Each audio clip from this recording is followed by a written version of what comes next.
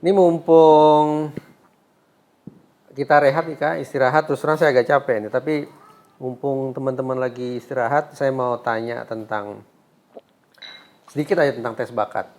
Menurut Kak Seto seberapa jauh sih pentingnya tes bakat untuk anak-anak?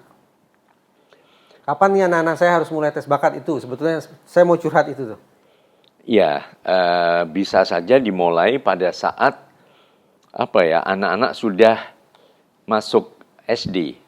Karena kalau dalam teorinya Erikson ya, itu kan dalam tahap the sense of saya lupa istilahnya, tapi tahap berkarya. Tahap Oke. berkarya itu tahap di mana anak kemudian ada yang senang gambar, anak senang nyanyi, ada yang senang menari, ya. Mungkin berbagai bakat-bakat mulai muncul. Itu perkembangannya adalah pada usia SD tadi.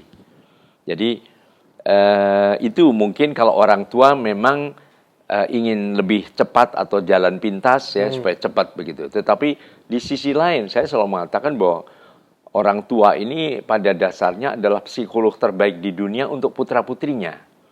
Karena psikolog kan dasarnya kan observasi, wawancara, ya tes itu untuk mempercepat ya, merangkum dari semua pengamatan dan wawancara yang tadi. Nah, kalau orang tua mencatat setiap anak yang dari kecil misalnya begitu teng ting ting tang ting ting tetangga main musik begitu, terus dia noleh, terus dia ingin mendengarkan, itu sudah catat, wah ini ada bakat ke arah musik ini gitu. Tapi anak senang coret-coret, senang di tembok Kok dicoret, oh ada ya, bakat gambar. sekolah anak-anak saya itu sudah mulai promosi nih. Yuk tes bakat dan minat.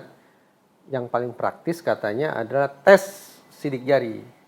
Jadi dengan saya nggak tahu apakah dikasih stempel atau dipindai, di scan jari anak-anak saya lalu akan ketahui bakatnya. Benar Kak? Kalau saya meragukan itu, ya mungkin beberapa teman saya tanya sama psikolog mengatakan kayak kelihatannya kok pseudoscience ya. Oh semu. Ya, jadi sesuatu yang tidak terlalu bisa dilacak ya. Justru lebih dengan observasi, pengamatan, ya, saya itu jauh lebih kuat begitu. Dan itu dalam suatu masa dan orang tua tentu juga dilibatkan untuk menjadi semacam asisten psikolog ya, untuk memberikan banyak masukan-masukan kepada yang memberikan tes tadi. Ya saya jadi terpikir kayaknya bahaya juga nih pakai tes sidik jari ya. Misalnya lah, oh dengan pola seperti ini akhirnya ketahuan anak saya bakatnya adalah bakat badminton misalnya. Iya, iya, iya. Dengan hasil tes semacam itu lalu saya menggojlok anak saya habis-habisan Iya, iya. untuk badminton aja gitu. Iya, iya. Nggak ada tuh diberikan informasi apalagi diberikan sentuhan tentang oh ini lo main sepak bola, ini lo main gaple, ini lo main bowling, main congklak, terus aja badminton. Ya, Jadi bumerang ya Kak. betul, betul. Tapi mungkin kalau kita ngobrol ini, saya lebih tertarik membicarakan mengenai kreativitas. Oke. Ya, ini potensi yang masih banyak dilupakan. Bahkan dalam suatu pertemuan anak-anak remaja yang saya ajak untuk berdiskusi mengenai masa depan, mengenai pendidikan, saya pernah menanyakan, coba menurut adik-adik, apa pandangan adik-adik mengenai pendidikan di Indonesia? Ini pertanyaan diajukan ke anak-anak usia berapa? Anak-anak SMP, SMP. ya. Lalu ada seorang anak yang dengan lantang, saya pun juga agak terkejut begitu ya. Dia bilang, saya boleh bicara? Boleh. Menurut saya, sistem pendidikan... Sebentar, maaf, saya potong. Tadi pertanyaannya bagaimana Kak? Ya, menurut adik-adik, Menurut adik-adik? pandangan adik-adik tentang sistem pendidikan di Indonesia. Oke. Kalian Jadi seneng mereka nggak menilai itu? sistem pendidikan di Iya, Indonesia. iya. Lalu dia mengatakan, menurut saya sistem pendidikan di Indonesia adalah yang terbaik di dunia Bagus.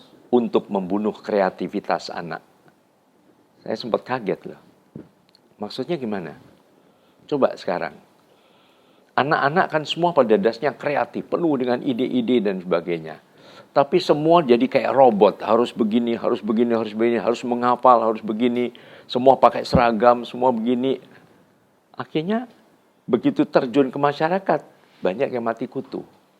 Saya lihat anak SMP bisa mengatakan itu luar biasa sekali begitu. Jadi Saya juga membenarkan karena disertasi saya untuk S3 itu mengenai kreativitas anak-anak usia dini.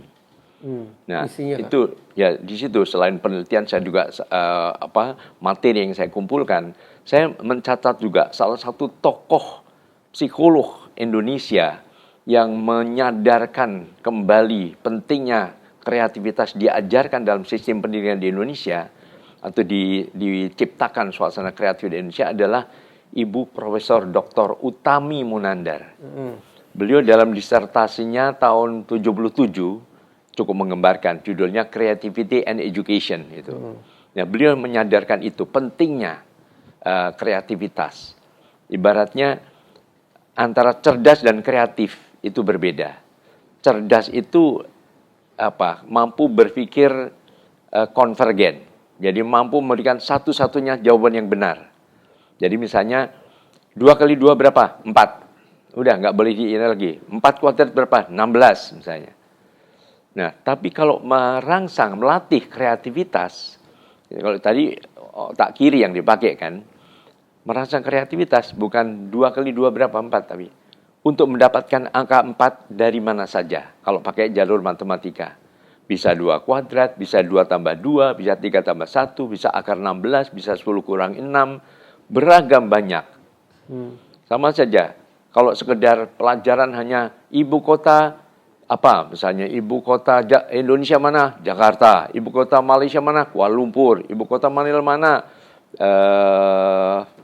Manila mana? Ibu kota Filipina. Manila. Ya. Nah, itu bisa dibalik gitu. Jadi misalnya apa yang kamu ketahui tentang ibu kota negara-negara di Asia misalnya.